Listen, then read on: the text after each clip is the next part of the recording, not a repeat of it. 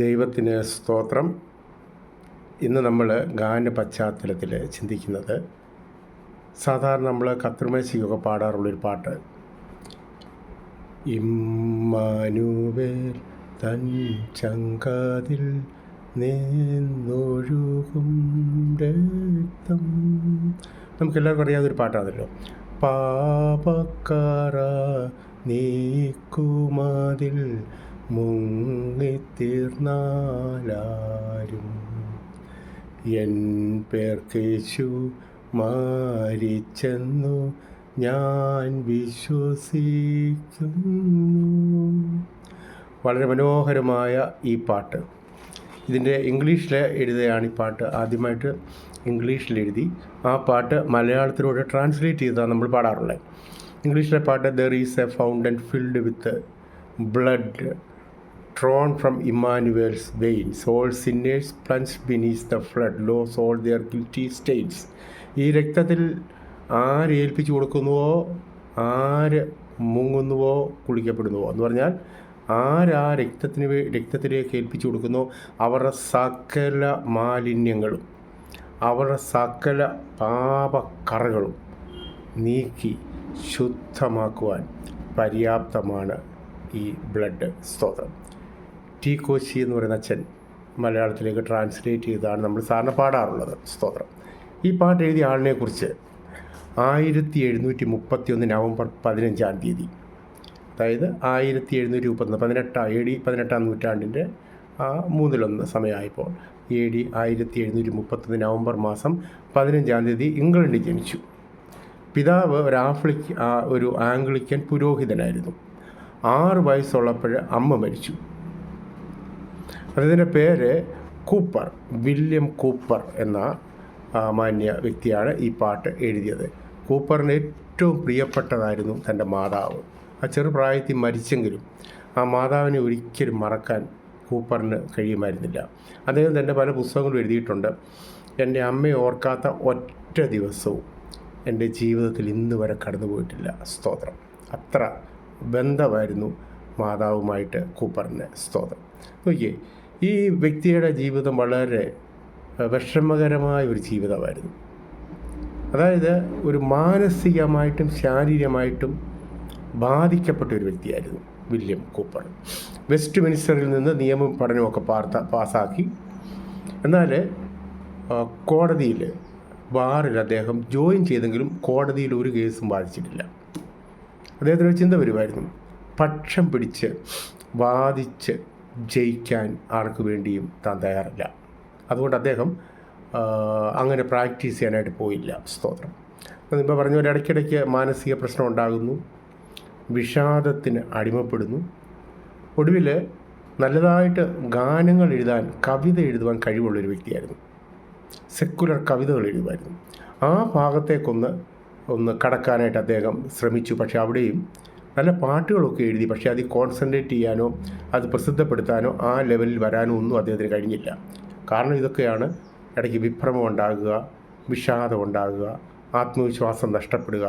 അദ്ദേഹത്തിന് എങ്ങും എത്താൻ കഴിയാത്ത ഒരു വളരെ ദുഃഖകരമായ ഒരു ജീവിതാവസ്ഥ. ദൈവത്തിൽ വലിയ വിശ്വാസമുള്ള വ്യക്തിയായിരുന്നു. സ്തോത്രം. പഠനത്തിലായിരുന്നെങ്കിൽ അതിസമർത്ഥനായിരുന്നു. സ്തോത്രം. പ്രഭുസ്ഥാനമുള്ള കുടുംബം, അദ്ദേഹത്തിൻ്റെ പിതാവ് ഞാൻ പറഞ്ഞല്ലോ, ആ കുടുംബത്തിന് പ്രഭുസ്ഥാനം, സർ പദവി ഉണ്ടായിരുന്നു. ഒരു ധനിക കുടുംബത്തിലാണ് ജനിച്ചത്. നന്നായിട്ട് എഴുതാനുള്ള കഴിവുണ്ട്, നല്ല കവിതകൾ എഴുതാനുള്ള കഴിവുണ്ട്, നല്ല ഗാനങ്ങൾ, ക്രിസ്തീയ ഗാനങ്ങളും അല്ലാത്ത ഗാനങ്ങളും ഒക്കെ എഴുതാനുള്ള അസാധാരണ കഴിവുണ്ട്.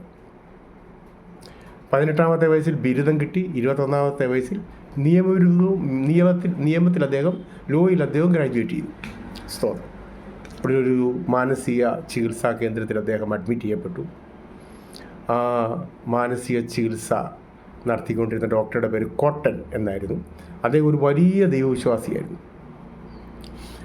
വില്യം കൂപ്പറിനെ കുറിച്ച് അദ്ദേഹത്തിന് കാര്യങ്ങൾ മനസ്സിലായി. അദ്ദേഹത്തെ കർത്താവുമായിട്ട് അടുപ്പിച്ചു, ദൈവവചനവുമായിട്ട് അടുപ്പിച്ചു. ഒടുവിൽ കൂപ്പർ രക്ഷിക്കപ്പെട്ടു, സൗഖ്യം പ്രാപിച്ചു, സന്തോഷവാനായിട്ട് പുറത്തു വന്നു. സ്തോത്രം. കൂപ്പറിനെ ഈ വിശ്വാസത്തിൽ നിലനിർത്താൻ ദൈവം പലരെയും ഒരുക്കി. നമുക്കറിയാം, ജോൺ ന്യൂട്ടൺ അച്ഛൻ ആംഗ്ലിക്കൻ സഭയുടെ ശുശ്രൂഷകനായിരുന്ന ആ വ്യക്തി ഗാനരചയിതാവും പുരോഹിതനും വേദപണ്ഡിതനും ഒക്കെ ആയിരുന്ന ജോൺ ന്യൂട്ടൺ, അദ്ദേഹം ഈ കൂപ്പറിനെ സ്വന്തം ഭവനത്തിലേക്ക് പോലും ക്ഷണിച്ച് ഒത്തിരി കൂടെ താമസിപ്പിച്ച് കഴിയുന്നിടത്തോളം കൂപ്പർ തയ്യാറായത്തോളം കാലം. പിന്നെ ഇടയ്ക്കിടയ്ക്ക് അദ്ദേഹത്തിന് പ്രശ്നങ്ങളുണ്ടായി തുടങ്ങിയായിരുന്നു, പിന്നെ ഇടയ്ക്ക് മാറും, അങ്ങനെയൊക്കെ. അച്ഛന് വിസിറ്റിങ്ങിന് പോകുമ്പോഴൊക്കെ കൂപ്പറിനെ കൊണ്ടുപോകുമായിരുന്നു. ഏകനായിരുന്നു ഈ കൂപ്പർ. അങ്ങനെ അദ്ദേഹത്തെ ഒത്തിരി ഈ കൈത്താങ്ങൽ കൊടുത്ത് കൊണ്ട് നടന്ന ഒരു വ്യക്തിയായിരുന്നു ജോൺ ന്യൂട്ടൺ എന്ന് പറയുന്ന ആ പുരോഹിതൻ. സ്തോത്രം. ഈ സമയത്താണ് അദ്ദേഹം ഈ പാട്ട് എഴുതി. ഇമ്മാനുവേൽ തൻ ചങ്കതിൽ നിന്നൊഴുകും രക്തം എന്ന പാട്ട് ജോൺ ന്യൂട്ടനുമായിട്ട് ഒന്നിച്ച് കഴിയുന്ന കാലത്ത് എഴുതിയ പാട്ടാണ്. അദ്ദേഹത്തെ ഏറ്റവും കൂടുതൽ ഈ പാട്ടെഴുതാൻ പ്രേരിപ്പിച്ചത് സക്കറിയ പ്രവാചകൻ്റെ പുസ്തകം 13:1, റോമാലേഖനം 3:25, അതുപോലെ യെശയ്യാവ് 6:1 മുതലുള്ള വാക്യങ്ങൾ ഒക്കെയായിരുന്നു.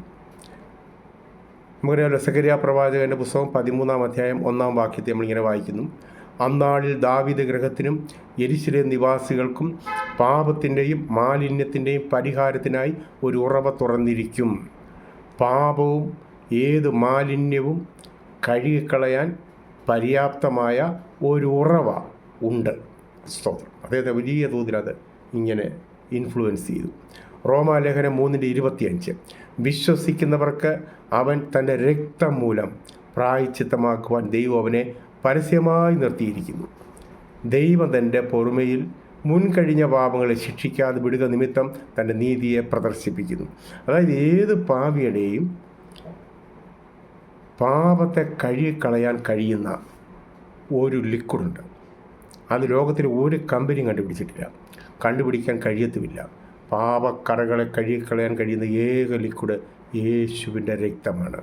അത് വിശ്വസിക്കുന്നവർക്ക് വേണ്ടി വർക്ക് ചെയ്യുന്ന രക്തമാണ്. അദ്ദേഹത്തെ അതിങ്ങനെ ചിന്തിപ്പിച്ചുകൊണ്ടിരുന്നു.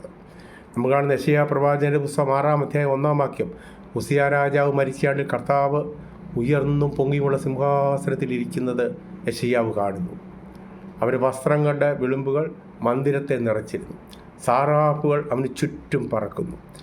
2 ചിറകുകൾ കൊണ്ട് മുഖം മൂടി, 2 ചിറകുകൾ കൊണ്ട് പാദം മൂടി, 2 ചിറകുകൾ കൊണ്ട് പറന്ന് സൈന്യങ്ങളുടെ ദൈവമായ യഹോവ പരിശുദ്ധൻ പരിശുദ്ധൻ പരിശുദ്ധൻ എന്ന് രാപ്പകലാർത്തുകൊണ്ടിരുന്നു. അവരാർക്കുന്ന ശബ്ദത്താൽ ഉമ്മറപ്പടിയുടെ അടിസ്ഥാനങ്ങൾ കുലുങ്ങി, ആലയം പുക കൊണ്ട് നിറഞ്ഞു. വലിയവനായ കർത്താവിരിക്കുന്നു. സ്തോത്രം. ആമേൻ. യോഹന്നാൻ്റെ സുവിശേഷം 12-ാം അധ്യായം 41-ാം വാക്യത്തിൽ, യോഹന്നാൻ 12:41 നമ്മളിങ്ങനെ വായിക്കുന്നു. ആമേൻ. യോഹന്നാൻ കണ്ട തേജസ് ക്രിസ്തുവിൻ്റെ തേജസ്സായിരുന്നു. കർത്താവിൻ്റെ തേജസ് ഉണ്ടോ? സ്തോത്രം.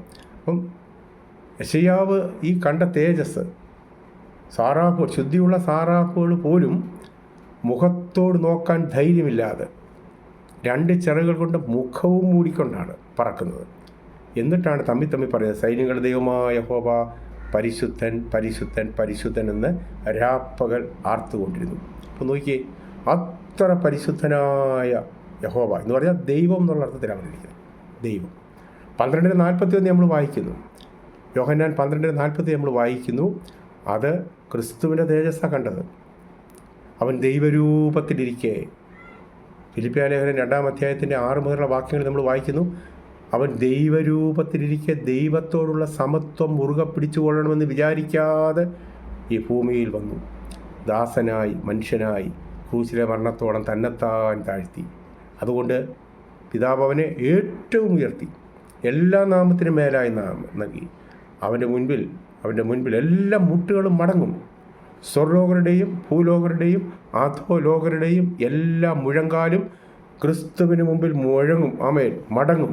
അവൻ എൻ്റെ കർത്താവെന്ന് പിതാവായ ദൈവത്തിൻ്റെ മഹത്വത്തിനായി ഏറ്റുപറയേണ്ടി വരും. എന്ന് പറഞ്ഞാൽ, എൻ്റെ പുത്രൻ്റെ മുമ്പിൽ എല്ലാ മുഴങ്കാലും മടങ്ങട്ടെ, എൻ്റെ പുത്രൻ ആണ് കർത്താവെന്ന് സകലരും പറയട്ടെ, അതിൻ്റെ മഹത്വം ഞാൻ ഏറ്റെടുത്തോളാം എന്നാണ് പിതാവിൻ്റെ ആ കാഴ്ചപ്പാട്. എനിക്ക് അത്ര ആ രക്തമാണ് നമ്മെ വിടുതൽ തരാൻ പര്യാപ്തമായ രക്തം. ഇവിടെ കർത്താവ് പറഞ്ഞു, എൻ്റെ പിതാവിനെ ആരും ഒരു നാളും കണ്ടിട്ടില്ല.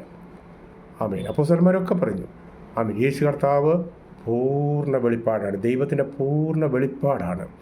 അവനിലൂടെ അവൻ പൂർണ്ണ മനുഷ്യനായിട്ട് വന്ന് അവനിലൂടെ ഒഴുകിയ രക്തം നമ്മുടെ സകല പാപവും പോക്കാൻ പര്യാപ്ത രക്തമാണ്. അപ്പം ഇങ്ങനെ കണ്ട ആ യേശു ആ ക്രിസ്തു മനുഷ്യനായി വന്നപ്പോൾ, യേശു ക്രിസ്തുവായിട്ട് ഈ ഭൂമിയിൽ വന്നപ്പോൾ അവനെയാണ് കേട്ടോ സാറാപ്പോൾ പോലും നേരെ നോക്കാൻ ധൈര്യപ്പെടാതിരുന്ന പരിശുദ്ധനായ ആമേൻ ആ കർത്താവാണ് മനുഷ്യനായിട്ട് വന്നപ്പോൾ അവൻ്റെ കണ്ണുകെട്ടി അവൻ്റെ മുഷ്ടി ചുരുട്ടി ഇടിച്ചു.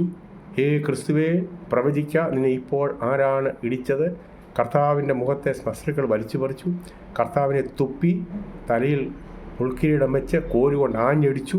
അവൻ്റെ വസ്ത്രം മാറ്റി രാജാക്കന്മാരൊക്കെ ഉടുക്കുന്ന തരത്തിലുള്ള ആമേൻ രക്താംബരം ധരിപ്പിച്ച് അവൻ്റെ കയ്യിലൊരു വടി കൊടുത്ത് അവനെ നിന്ദിച്ചു, പരിഹസിച്ചു. ഓക്കെ, ആർക്ക് വേണ്ടി? നമുക്ക് വേണ്ടി. പക്ഷേ കാൽവരിയിൽ ഒഴുകിയ രക്തം നമ്മുടെ ഏത് പാപത്തെയും മോചിപ്പിക്കാൻ, നമ്മുടെ ഏത് പാപത്തെയും കഴുകിക്കളയാൻ, ഏത് മാലിന്യത്തെയും കഴുകിക്കളയാൻ, നമ്മളെ പുതിയൊരു വ്യക്തിത്വമാക്കി മാറ്റുവാൻ കഴിയുന്ന രക്തമാണ്. ഈ ഗാനമാണ് ആ പാട്ടിൽ അദ്ദേഹം എഴുതിയത്. സ്തോത്രം. അദ്ദേഹം ധാരാളം വേറെ പാട്ടുകൾ എഴുതിയിട്ടുണ്ട്. സ്തോത്രം. God of my life, heart my soul, Jesus, wherever thy people meet, oh for a closer walk with God, what various hindrances we meet, the spirit birth upon the word എന്ന് പറഞ്ഞ് ധാരാളം ഗാനങ്ങൾ അദ്ദേഹം എഴുതിയിട്ടുണ്ട്. ഒടുവിൽ ഏപ്രിൽ മാസം 25 1800 69 വയസ്സിൽ ദുഃഖങ്ങളില്ലാത്ത, വേദനകളില്ലാത്ത ആ ഇടയൻ്റെ ഭവനത്തിലേക്ക് ഈ പ്രിയ കർത്താവിൻ്റെ ദാസൻ പറന്നുപോയി. സ്തോത്രം. ആമേൻ. അങ്ങനെ മനോഹരമായ ഒരു ക്രൂശിനെ ധ്യാനിക്കാൻ പറ്റുന്ന, ആ രക്തത്തിൻ്റെ ശക്തി വെളിപ്പെടുത്തുന്ന, അതെന്താണ് ചെയ്യുന്നതെന്ന് വ്യക്തമായി പറഞ്ഞു തരുന്ന, പ്രവർത്തിക്കുന്ന ആ രക്തത്തിൻ്റെ പവർ നമ്മളെ മനസ്സിലാക്കി തരുക തക്കവണ്ണം കർത്താവിൻ്റെ ദാസനെ ദൈവം ഉപയോഗിച്ചു. എല്ലാവരെയും ദൈവം സഹായിക്കട്ടെ. സ്തോത്രം.